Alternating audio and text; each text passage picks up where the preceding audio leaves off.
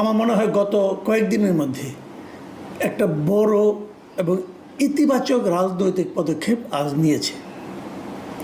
এবং সেই পদক্ষেপটা হলো যে তারা জাতীয় সংসদের আসন্ন যে নির্বাচনের ডেট ঘোষণা করা হয়েছে ফেব্রুয়ারিতে, সেই নির্বাচনের জন্য তারা আজকে 2 শতাধিক আসনের সম্ভাব্য প্রার্থী নির্বাচন করেছে।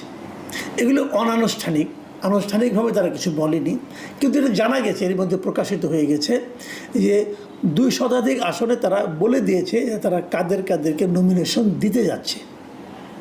তাদের এই সিদ্ধান্তটা আমার কাছে খুবই ইতিবাচক মনে হয়েছে, এই কারণে যে আরও অনেক দিন আগেই জামায়াতে ইসলাম কিন্তু তাদের সকল আসনেরই প্রার্থী নির্বাচন করে ফেলেছিল, যে তারা কাদেরকে কোন আসনে কোন ব্যক্তিকে তারা মনোনয়ন দেবে এটা তারা নাম আগেই জানিয়ে দিয়েছিল। এবং সেই অনুযায়ী আমি যতটুকু